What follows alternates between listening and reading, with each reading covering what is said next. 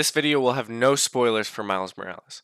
If you're really sensitive to spoilers though, you can just listen to the video, and you don't have to watch. In a year full of some amazing games, I mean seriously, some of the greatest ever made, I still think about 2018's Spider-Man on the regular. That pure feel of swinging around New York, delivering sweet justice onto petty criminals, really gamified this comic book superhero into mechanics that fit the fantasy the game was trying to sell. The story was also surprisingly pretty great at times, with large set pieces and some genuine emotional moments that resonated with me. This fucking superhero game made me cry at the end. The game clearly knew its source material well and made constant callbacks to the Spider-Man mythos while reinventing those story beats we've seen time and time again. I love this game. And thus, the game was pretty successful. Critically and commercially praised across the board, Insomniac's Spider-Man was a huge hit. And with big successes, come sequels. Much like the conflict of the characters, Spider-Man isn't around to save the day. Miles Morales has to come into his own as the hero of New York, living in the shadow of the wall crawler. A sequel was always going to have a lot to live up to, and to its credit, I think the game actually accomplishes this. If you've played the 2018 outing, this game will feel very similar to you. It's the same map with a lot of the same controls and returning faces from the last game. But that's not a bad thing. When the last game kicked so much ass, it makes sense to keep the formula and improve what you can. Miles Morales' own story may not live up to the greatness of the first game, but the improvements made here let this surpass the original in some key ways. Regardless, it brings a lot of its own style and personality that makes Spider-Man Miles Morales more than worth playing to any fan of Spider-Man.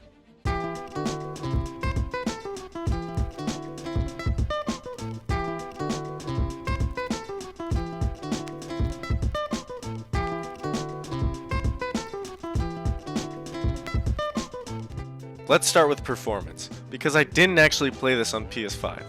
Shocking, I know. It's still been really hard to get my hands on one, so I had to wait just over 2 years to get this game on PC.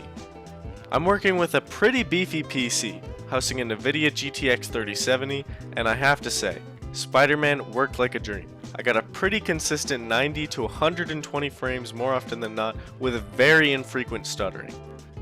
Even while swinging around the city at very high speeds, there was little to no pop-in present.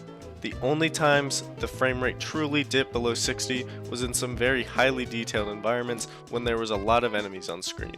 The game only ended up crashing once in my first 10 hours of playing, and that might have been something to do with other programs that I was running on my own computer, so I can't say for certain. As a whole, Miles Morales works wonders on PC, and I've heard similar sentiments about the first game's remaster as well. Sony is on a roll with their PC ports, and Death Stranding was a very similar story. A great game held up by its great port to PC. So it runs well, yeah, but how does the game play? Insomniac's take on Spider-Man has been clearly derivative of Rocksteady's Batman Arkham games, in many ways. A wide city with tons of collectibles and repeatable side content, the light stealth elements, using different gadgets to mix up combat, and so on. Again, being derivative isn't a bad thing, because the Arkham games fucking rule, and really fit the mold of what a Spider-Man game should be. One of those defining characteristics of Spider-Man is the way he gets around, web-slinging from skyscraper to skyscraper as the city streets blaze past his view. The first PS4 game delivered on this so well. It is a fucking joy to swing around this game, man. Long after I beat the game, I kept it installed for months after the fact, just to hop in every so often and swing around. It's seriously that enjoyable. All of this is the same in Miles Morales, but when you have a swinging system this good, then by all means, reuse the system. It's all about gaining and keeping momentum, and there are very few games that let you move this fast in a map this large. Weaving through massive buildings, hearing cars honking and people shouting your name as you speed by, it's immersive and sells the fantasy very well. Mix this with the game's incredible parkour system, and there are very few AAA titles that feel this good to move around it. The hip-hop soundtrack will also fade in and out depending on how fast you're going, making you feel like a true badass.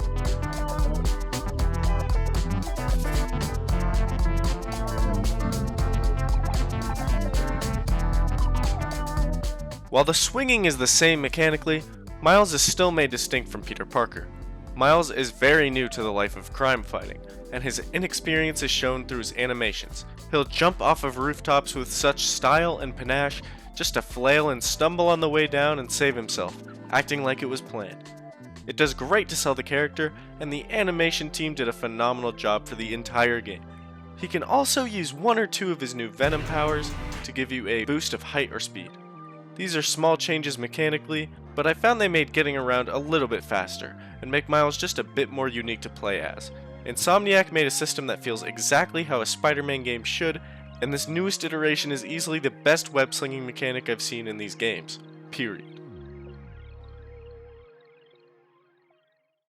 The combat here especially feels familiar to fans of Arkham and the first 2018 game, but gives some welcome improvements that keep things unique. It's still the same punch dodge mechanics from the last outing that allows the player complete freedom in the way they want to approach these scenarios.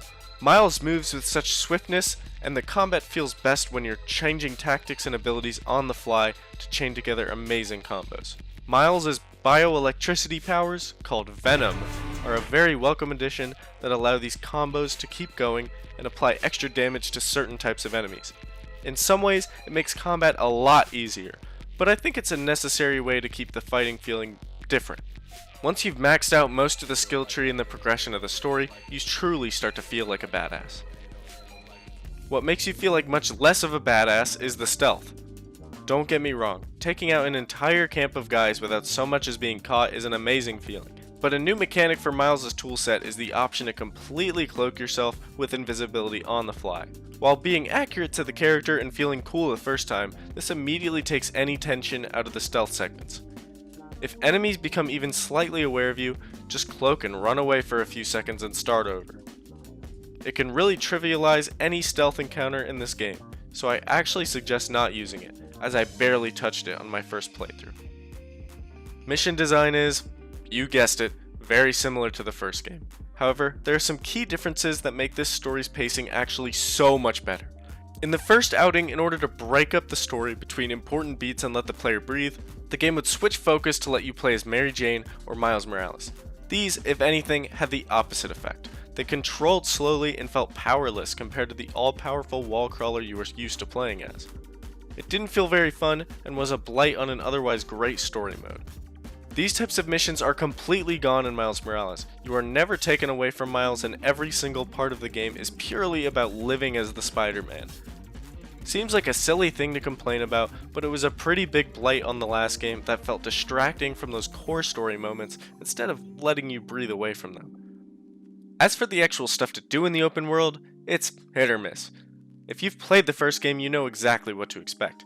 There were some pretty bullshit minigames in the first one that were rightfully critiqued, as well as some decent copy-paste goon hideouts to punch baddies in. Insomniac took the best parts of the last game's side content and left out some of the worst. But it's arguable if the side content here is all great. The map is littered with short to complete collectibles with some trivia or lore about Spider-Man. And some are challenges that require you to do a specific action focused on parkour or combat in a short time frame. I didn't really like these a lot, as some can get very annoying to complete and they force you to play in a very niche way. It sort of feels like fluff to make the 100% completion a bit longer, but I didn't feel like any of the side content was outright bad.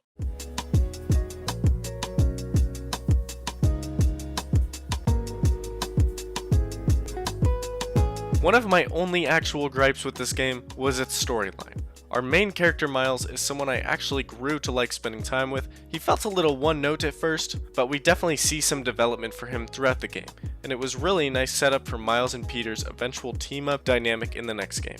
He gets some genuine emotional moments. Overall, Miles wasn't an issue for me. What was an issue for me was the supporting cast. Without spoiling anything, the villains of this story were kind of weak.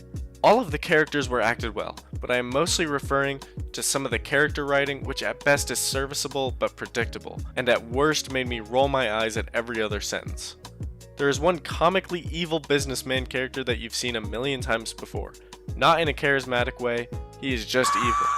The other antagonist is revealed behind a kind of silly twist. I was okay with their backstory at first, but their motivations did start to become a little ridiculous as time went on, and it didn't feel as believable. They are constantly blaming you for keeping a secret while they themselves are arguably worse. Listen, this is a superhero game. I am not expecting the greatest writing in the world, but these characters feel comical in a world that has established itself to trying to take itself a little seriously. You can have crazy characters out of sci-fi and still make them feel grounded and believable. The first game did that quite well. If anything, I do think this game is lacking even more villains. Miles Morales is more of a side story, but 2018's Spider-Man literally had an entire Sinister Six worth of villains and more on the side. Miles Morales has maybe 3 or 4, only 2 of which get actual development. This would have helped the story be a bit longer, as it ends up being about 8 hours to complete the main story. I do think the side content is enjoyable and rewarding enough to try to go for the 100%, or at least doing a good amount of the side activities. The average playthrough will be about 10 to 12 hours. Is this story essential to understanding the upcoming sequel? I would say, probably not. It gives some much needed layers to Miles' character, and I am hoping some of the side cast here returns to give them some great development as well. But the events of this plot pretty much are done and over with, and I would love to be surprised with some callbacks to the events of this game. I just wouldn't bet on it really. There's a distinct cultural footprint here showcasing a much different side of New York, with more perspectives from different kinds of people that I really enjoyed seeing. The story has a plethora of great action set-piece moments that had me grinning from ear to ear the entire time. I couldn't wipe the stupid smile off my face while playing most of the story, even if I rolled my eyes here or there. I'd ultimately say the weakest part of the game for me was its story, but I still felt some of the emotional beats hitting hard, and it was by no means a bad story. And besides, I love this game. Insomniac have truly cemented themselves as the developers to handle Spider-Man, and I genuinely trust that they will do Wolverine justice as well. I don't care how similar it is to the last game, because they truly struck gold twice. Any flaws I feel for this game are generally just minor nitpicks in comparison to the overall package on display. The story may have felt a little weak for me, but it still had the same earnest love and appreciation for the character from before, which I think is commendable. The same intent to make a great story for another great Spider-Man. While I won't exactly be thinking of the events of this story for years to come, Miles has become one of my favorite Marvel heroes over the past half decade, and this game is one I will be returning to for a long time. And yeah, it really makes you feel like Spider-Man. Thanks for watching.